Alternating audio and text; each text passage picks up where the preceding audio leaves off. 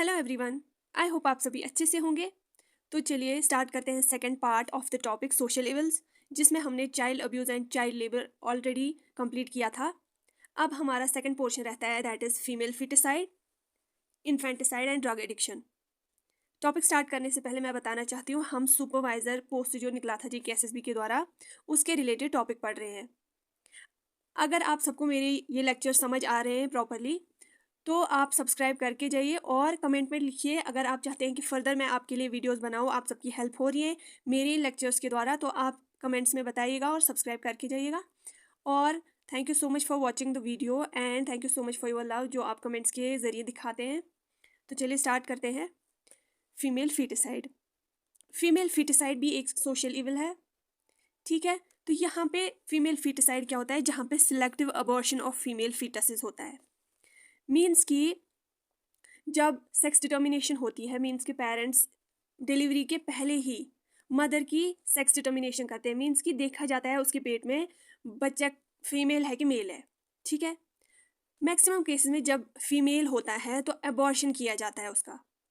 उसके रीजंस क्या रहते हैं वो हम आगे देखेंगे। तो क्या रहता है फीमेल फीटिसाइड, जहाँ पे जो फादर या मदर है, जो भी पेरेंट्स है, वो खुद ही पर्पसली अबॉर्शन कराते हैं। फिटिसाइड, साइड मीन्स जहाँ पे किसी की किलिंग की जा रही हो, चाहे आप इंसेक्टिसाइड देखते हो, ठीक, या वीडिसाइड, वहाँ पे किसी को मारा जाता है। यहाँ पे फीटस को मारा जाता है। फीटस मीन्स कि जो माँ के पेट में होता है बच्चा, ठीक है, उसको मारा जाता है, फीमेल को मारा जाता है, ठीक। मदर का अबॉर्शन किया जाता है बिकॉज ऑफ कल्चरल प्रेफरेंसेस, ठीक है, या फॉर मेल चिल्ड्रन। मीन्स की वजह क्या रहता है इस चीज़ का, सन प्रेफरेंस। जो पेरेंट्स हैं वो चाहते हैं हमारे घर बेटा हो, ठीक है। डाउरी सिस्टम, जो पेरेंट्स बेटी तो रखते हैं लेकिन वो सोचते हैं कि हम गरीब है या हम उनके घर में कोई प्रॉब्लम होती है, इकोनॉमिक फैक्टर होता है, तो वो सोचते हैं कि कल को जब हमारे घर बेटी बड़ी होगी तो हमें उसको शादी के टाइम दहेज देना पड़ेगा, जो कि वो एफर्ट नहीं कर पाते, ठीक है। या वुमेंस जो है उनको उतना एम्पावर नहीं किया जाता है, लाइक उनको वो मतलब वोटिंग के ज़रिए वो एक सोसाइटी को रिप्रेजेंट नहीं कर पाती, उनको उतनी एजुकेशन नहीं मिल पाती, ठीक, ताकि वो खुद को रिप्रेजेंट करे। जब वो रिप्रेजेंट ही नहीं कर पाती तो वो भी एक काज रहता है फीमेल फिटिसाइड का। लेकिन आजकल बहुत चेंज हुआ है हमारी सोसाइटी, वहाँ पे वुमेन्स को एम्पावर किया जाता है। ये ज़्यादातर पहले होता था, आजकल भी विलेजेस है ऐसी कुछ इंडिया में जहाँ पे because of lack of women's empowerment ये सब चीज़ें डोमिनेंट है। Inadequate legal enforcement means कि ऐसे उतने ज़्यादा लॉज नहीं है स्ट्रिक्ट कि ये सब रोका जाए। टेक्नोलॉजिकल एडवांसेस मीन्स कि टेक्नोलॉजी भी एडवांस हुई है, जिससे देखा जाता है कि सेक्स क्या रहता है फीटस का, फीमेल रहता है कि मेल रहता है। जब फीमेल दिखता है पेरेंट्स को है बच्चा, तो वो क्या करते हैं, फीमेल फीटिसाइड। ये रहते हैं कुछ कॉजेज। अब रहते हैं इसके कॉन्सिक्वेंसेज, मीन्स कि इसके असर क्या रहेंगे बाद में, ठीक है। इससे क्या होगा, इम्बैलेंसिंग जेंडर, मीन्स कि जब फीमेल्स जो है वो कम होगी, मेल्स ज़्यादा रहेंगे, तो सीधी सी बात है इम्बैलेंस तो होगा जेंडर में, ठीक। ह्यूमन राइट्स वियोलेट होंगे, मीन्स कि जो ह्यूमंस को जीने का हक है, वो जो राइट टू लिव वाला ह्यूमन राइट है वो वियोलेट होता है, ठीक, उसका उल्लंघन होता है यहाँ पे। तो सोशल एंड इकोनॉमिक इम्पैक्ट्स भी रहते हैं। जो फीमेल जिसको अबॉर्ट किया जाता है पेरेंट्स के द्वारा, क्या पता कल को वो एक अच्छा कंट्रीब्यूट करती सोसाइटी में, तो उसकी वजह से क्या होता है, सोशल एंड इकोनॉमिक इम्पैक्ट रहता है। मैरिज पैटर्न में इफेक्ट होता है, मीन्स कि मेल फीमेल से शादी करता है उसमें भी इफेक्ट होता है। डिस्क्रिमिनेशन जो है अगेंस्ट वुमेन और ज़्यादा बढ़ता है इसकी वजह से। जो मदर है उस पर जब उसके बार बार उसके मतलब बेटी होती होगी, ठीक, तो जब उसको बार बार अबॉर्ट कराया जाता है तो उसके दिमाग में भी असर पड़ता है इसकी वजह से। स्टेटस ऑफ वुमेन भी इसकी वजह से गिर जाता है। जब इसके खिलाफ कोई आवाज़ नहीं उठाई जाती तो उससे वुमेन का जो स्टेटस है वो बार बार गिर जाता है। एजिंग पॉपुलेशन इश्यूज, जो आजकल की, फॉर एग्जाम्पल देती हूँ मैं आपको। आज मानो फीमेल्स है, चाहे 100 है, ठीक है, 100 फीमेल्स है किसी सोसाइटी में, तो जब नई नई प्रेगनेंसीज होती है देखा जाता है उनके पेट में फीमेल है तो उसको मारा जाता है। जो ये 100 फीमेल्स है ये बूढ़ी मतलब एजड हो जाएंगी, तो यहाँ से कोई फीमेल भी पैदा नहीं होगी, तो उससे क्या होगा, फीमेल्स जो है वो शॉर्टेज होंगी कल को, ठीक, मेल ज़्यादा होंगे। इंक्रीज वायलेंस अगेंस्ट वुमेन, ये हमने पहले भी पढ़ा। अब हम जानते हैं कि ये एक सोशल इविल है, ये समाज में एक बुराई है, इसके खिलाफ आवाज़ उठानी है हमें, तो इसके खिलाफ कुछ एक्ट्स भी लाए गए, ठीक है। ये एक्ट्स आप नाम याद रखेंगे, इनके डेट्स याद रखेंगे, बार बार मैं कहती हूँ तो वो भी काफ़ी है, ठीक है। तो यहाँ पे कौन सा एक्ट आया था, preconception and prenatal diagnostic technique prohibition of self sex selection act 1994।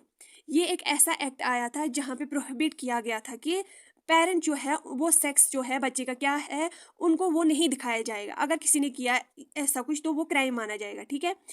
जैसे कि पेरेंट्स क्या करते थे पहले, वो सेक्स देखते थे बच्चे का कि मेल है कि फीमेल है, उसी हिसाब से वो प्रेफर करते थे अबॉर्शन। फीमेल होती थी तो वो फीमेल फीटिसाइड कराते थे, अबॉर्शन कराते थे। तो क्या किया गया कि इसके लिए एक्ट लाया गया कि मतलब कि पेरेंट्स को दिखाया ही नहीं जाएगा कि बच्चे का सेक्स क्या है, ठीक है। जो ये करेगा चाहे वो डॉक्टर हो पेरेंट्स हो, ये क्राइम माना जाएगा और उनको सजा मिलेगी, ठीक है। 1994 में आया, इसको बोलते हैं also called as PNDT act. ये मैंने समझा दिया आपको। और मॉनिटर भी किया जाएगा, जो ये अल्ट्रासाउंड के थ्रू दिखाते हैं बच्चे का सेक्स क्या है, उस पर भी मॉनिटर किया जाएगा अल्ट्रासाउंड मशीन पे, ताकि ये सब रोका जाए। Medical termination of pregnancy amendment act 2021। Primary purpose क्या था इसका कि सेफ एंड लीगल अबॉर्शन कराया जाए अगर कोई चाहता है, not on the basis of sex, ठीक है। अगर कोई चाहता है, मतलब उसकी कोई ऐसी कंडीशन हुई कि उसको इमरजेंसी अबॉर्शन कराया जाए, तो इसका प्राइमरी पर्पस था सेफ एंड लीगल अबॉर्शन कराना। सेकेंडरी पर्पस क्या था इसका कि प्रिवेंट सेक्स सिलेक्टिव अबॉर्शन, कि पेरेंट्स सेक्स के बेसिस पे सिलेक्ट खुद ही ना करे वो, मतलब कि अबॉर्शन, ठीक है। तो उस पर प्रिवेंट, उस पर रोक लगा दी गई, ठीक है। इसका मकसद था 2021 मेडिकल टर्मिनेशन प्रेगनेंसी एक्ट। अब आता है जो दूसरा फोर्थ टर्म थी हमारे सिलेबस में, दैट इज इन्फेंटिसाइड, ठीक। यहाँ पे आप देखेंगे कि फीमेल फिटिसाइड और इन्फेंटिसाइड में क्या ये फर्क है। साइड मैंने आपको पहले ही बोला, कीवर्ड याद रखना है, इसका मतलब है killing of something, killing of infant है यहाँ पे। इन्फेंटिसाइड तो किलिंग ऑफ इन्फेंट। इसमें इंटेंशनल किलिंग की जाती है, खुद ही कोई उसका इंटेंशन होता है मारना, किसको, बच्चे को, इन्फेंट। पहले मतलब 1 साल का बच्चा जब होता है, इन्फेंट बोला जाता है उसको जब पेरेंट्स मकसद से मारेंगे तो उसको बोलते हैं इन्फेंटिसाइड। ये कीवर्ड याद रखिए कि फर्स्ट ईयर तक, जब एक बच्चा पहले 1 ईयर का होगा, जब उसको उस टाइम पे मारा जाएगा, ऐसे कुछ कुछ एक्ट किए जाएंगे थ्रू पेरेंट्स और गार्डियंस, उसको बोलते हैं इन्फेंटिसाइड। किसके द्वारा किया जाएगा, पेरेंट्स, फैमिली मेंबर्स या इंडिविजुअल्स, ठीक है। इसके लिए section 315 of Indian penal code लाया गया, जो इसको एक ऑफेंस मानते हैं, क्राइम मानते हैं, ठीक है। कॉजेज सेम ही रहते हैं जैसे हमने फीमेल फिटिसाइड में पढ़ा, ठीक है। अब आता है हमारा last term, that is drug addiction. Drug addiction का दूसरा नाम है सब्सटेंस यूज डिसऑर्डर। जहाँ पे मैं अंडरलाइन ऐसे करूँ वो आप इंपॉर्टेंट समझिएगा, और उसके आप अंडरलाइन जब करेंगे तो आपको कल को फायदा ही होगा। जब आप पहली नज़र में ऐसे देखेंगे शॉर्ट में, या आप इसके शॉर्ट नोट्स भी बना सकते हैं, ये मैंने आपके लिए बनाया हुआ है ब्रीफ में, ताकि आपकी हेल्प हो, ठीक। ये एक क्रोनिक कंडीशन है, मीन्स कि ये लाइफ लॉन्ग रह सकती है ये कंडीशन, ठीक है। Relapsing condition characterized by compulsive drug seeking continued use despite harmful consequences and long lasting changes in the brain. Drug addiction एक ऐसी कंडीशन है, एक ऐसा डिसऑर्डर है जो लॉन्ग लास्ट रहता है। फॉर एग्जाम्पल, कोई बच्चा है, उसने क्या किया, उसने कोई ऐसा ड्रग लिया, अपने फ्रेंड्स के साथ है जो कुछ खा रहे, उसको कोई परेशानी है, लेकिन उसको दोस्तों ने बोला कि ये खाओ तो तुम्हें मतलब दिमाग तुम्हारा फ्री रहेगा, तुम खुश फील करोगे। तो उसने क्या किया, ये ड्रग लिया तो उसको अच्छा फील हुआ, ठीक है, अच्छा फील हुआ। अब वो 5-10 दिन के बाद उसको फिर से कोई टेंशन हुई, तो उसने क्या किया, उसने फिर से ये ड्रग लिया, कोई पर्पसली, ठीक है। उसको फिर से अच्छा फील हुआ, ठीक। लेकिन उससे क्या होता है, उसकी दिमागी हालत ख़राब रहती है, वो मायूस रहता है, अंदर से तो उसको फील होता है, लेकिन कुछ टाइम बाद वो मायूस रहता है, वो थका रहता है। तो फिर क्या चाहता है कि मैं ये आदत छोड़ना चाहता हूँ, इसकी वजह से बहुत प्रॉब्लम हो रही है, मुझे पैसे नहीं मिल रहे, मैं ये ड्रग खरीद नहीं पा रहा हूँ, मैं घर में झगड़ा कर रहा हूँ, तो मैं ये आदत छोड़ना चाहता हूँ। इसके इतने नेगेटिव इम्पैक्ट है कि ये आदत उससे अब नहीं छूटेगी, ठीक। रिलैप्सिंग कंडीशन है, मीन्स कि अगर इंसान फिर छोड़ना भी चाहेगा वो नहीं छोड़ सकता है। ये लॉन्ग लास्टिंग रहता है, इससे ब्रेन में भी चेंजेस आती हैं, वो हम आगे भी पढ़ेंगे, ठीक है। इसके बहुत हार्मफुल कॉन्सिक्वेंसेज होते हैं, मीन्स कि वो बीमार रहता है, उसके हार्ट रिस्क, मतलब हार्ट अटैक उसका हो सकता है ज़्यादा, इसकी वजह से ब्रेन का स्ट्रक्चर उसका चेंज होता है, वो क्राइम भी कर लेता है कल को। तो ये भी एक सोशल इविल है, जिसको इसकी लत लग जाती है ड्रग की, कोकेन वगैरह की, अल्कोहल की, तो ये भी एक सोशल इविल माना जाता है, ठीक। इसके कुछ टाइप्स है, सब्सटेंस टाइप, मीन्स कि जब एक किसी चीज़ के फॉर्म में जब कोई ये ड्रग लेता है in the form of alcohol, या प्रेस्क्रिप्शन मेडिसिन लेता है कोई, मीन्स कि डॉक्टर किसी को कोई मेडिसिन देता है, किसी चीज़ की मेडिसिन देता है, उसको अच्छा लगता है, कुछ टाइम बाद उसको दर्द जो है ठीक होता है, लेकिन डॉक्टर ने 1 महीने के लिए दवाई दी होती है, ठीक है, 1 महीने का कोर्स, लेकिन वो और फिर खाता है, जब उसको फ़र्क नहीं होता वो खुद ही खा लेता है। तो ये भी एक ड्रग एडिक्शन में माना जाता है, ये prescription medication.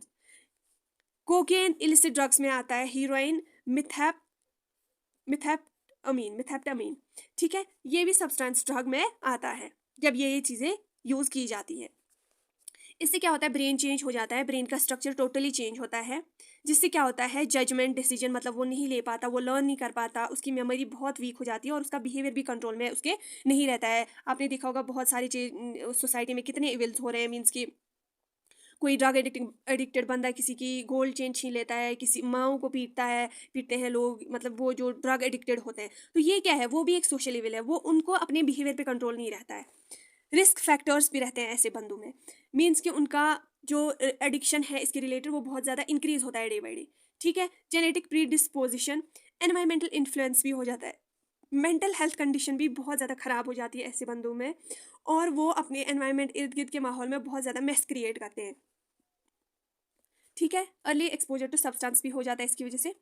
Stages of addiction पढ़ लेते हैं हम। ठीक है, कि जैसे मैंने पहले ही बोला, कोई बंदा क्यूरियस होता है कि मैं ये चीज़ ट्राई करूँ, कोई कोकेन या कुछ और यूज़ कर रहा है, हीरोइन यूज़ कर रहा है, तो कोई क्यूरियस हो जाता है। फर्स्ट स्टेज में क्या किया जाता है एक बंदे के द्वारा, एक इंडिविजुअल के द्वारा, वो कोई ड्रग यूज़ करना चाहता है, मतलब कि मेरे घर में या उसके फ्रेंड कोई हीरोइन यूज़ कर रहा है या कोई कोकेन यूज़ कर रहा है, तो आउट ऑफ क्यूरियोसिटी वो भी यूज़ करने लगता है। फिर क्या करता है, वो रेगुलर यूज़, बार बार उस चीज़ को यूज़ करता है क्योंकि उसको अच्छा फील होता है। ठीक है, वो उड़ने लग जाता है। ठीक, फिर क्या होता है, रिस्की यूज़, फिर धीरे धीरे उसकी लाइफ में जब कोई डेंजरस सिचुएशन आ जाती है तब भी वो यूज़ करता है।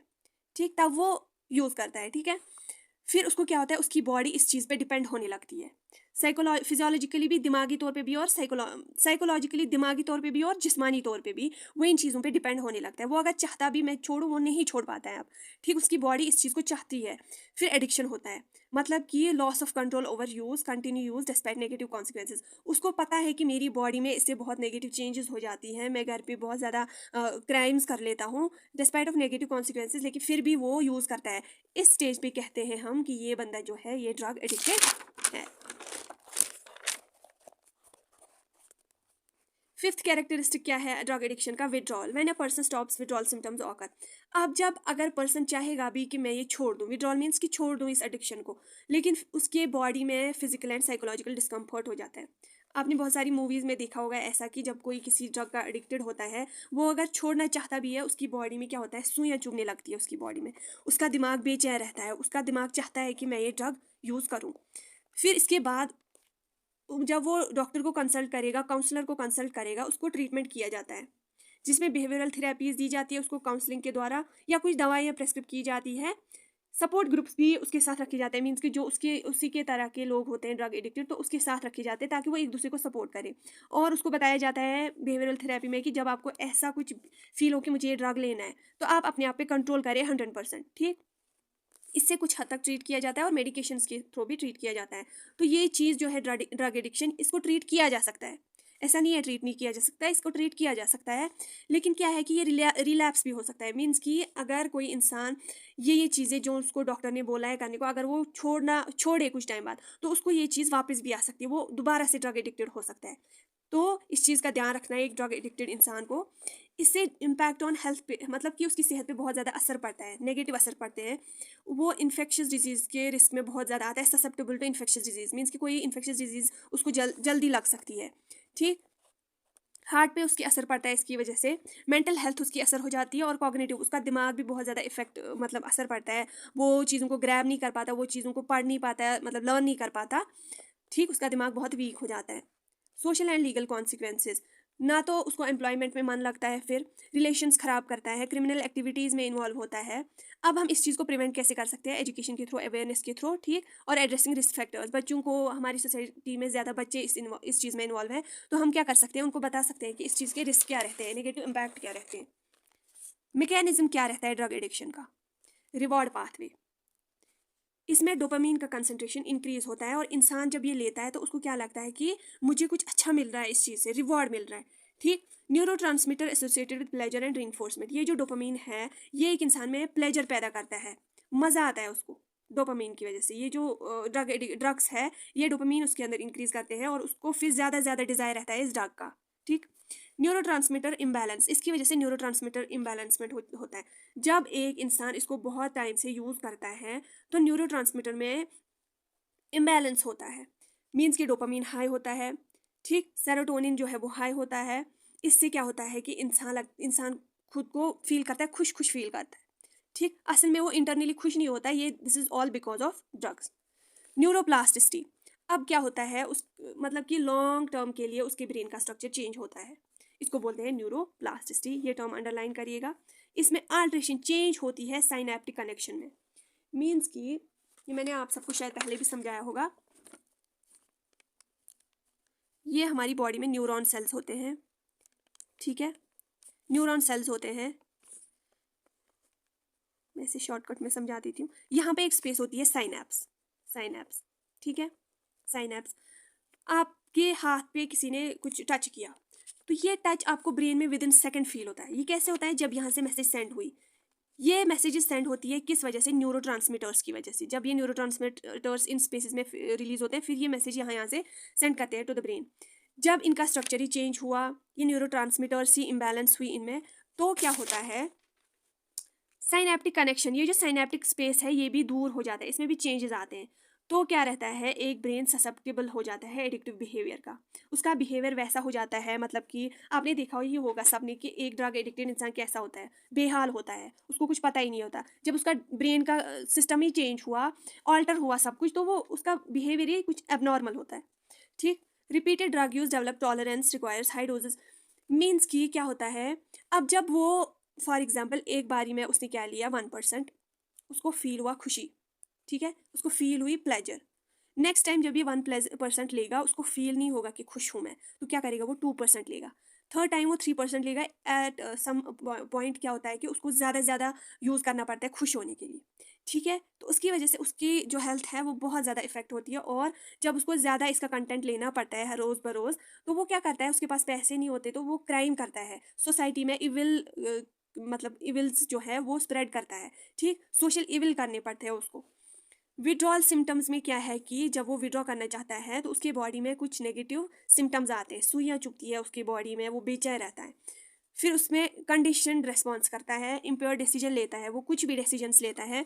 उसका जेनेटिक फैक्टर भी इसके लिए जो है रेस्पॉन्सिबल है, मीन्स कि अगर उसकी फैमिली में किसी ने लिया है तो वो भी फिर लेता है। स्ट्रेस एंड कॉपिंग मैकेनिज्म, स्ट्रेस जब उसका बढ़ता है तो कॉपी भी करता है वो, ठीक। ये आपको ऐसी लाइन्स याद रखनी है जो इंपॉर्टेंट है, वो मैं अंडरलाइन करती हूँ बार बार।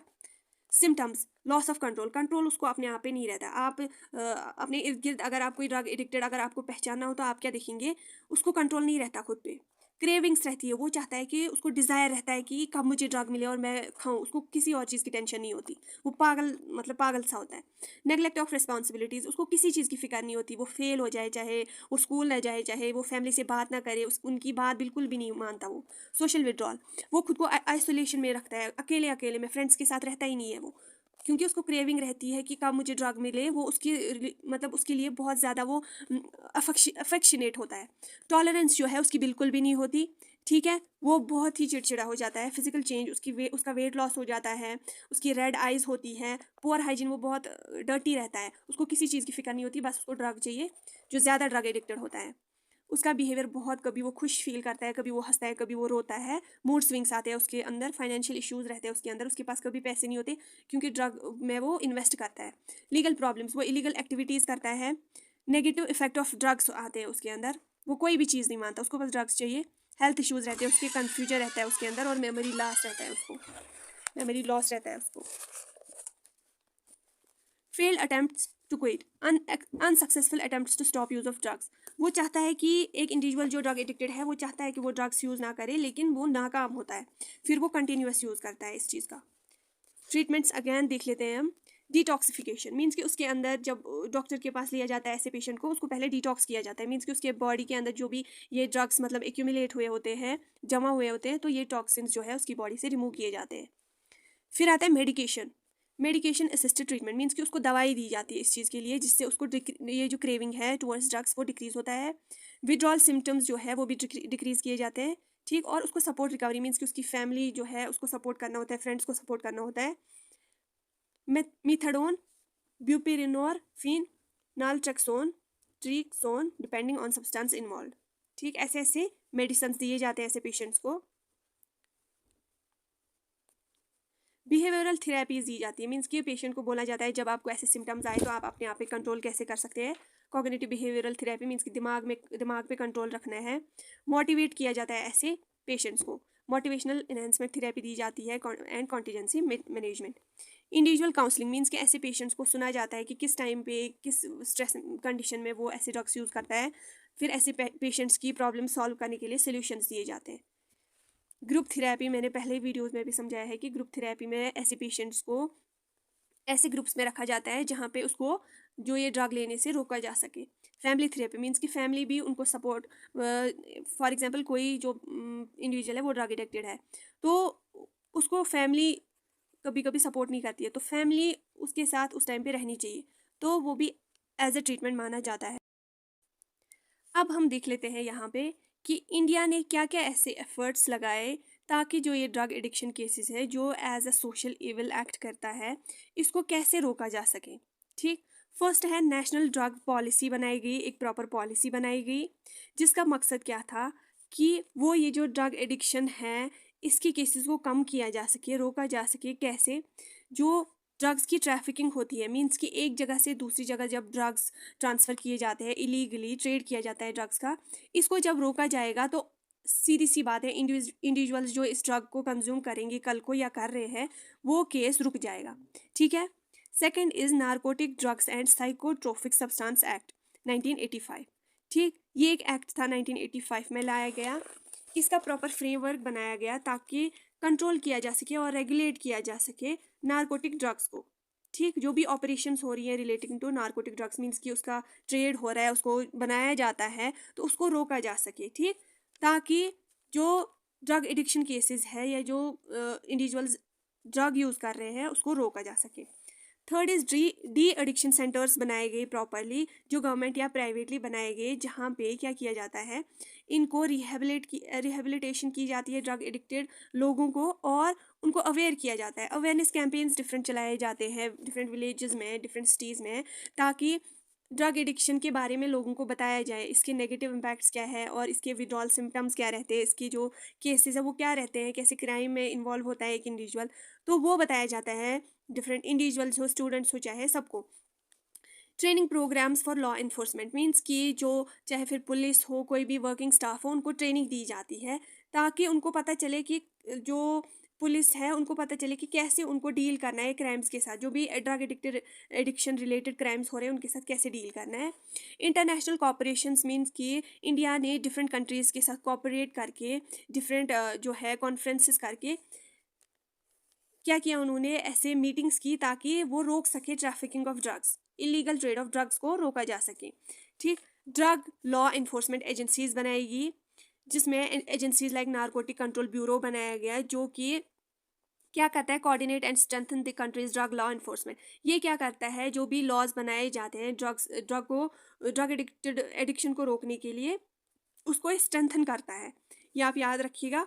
दे are involve in intelligence gathering, investigate and prosecution of drug related offences. किसी ने अगर ड्रग रिलेटेड कोई भी गुनाह किया है उसको इन्वेस्टिगेट करने के लिए ये एजेंसीज बनाई जाती है।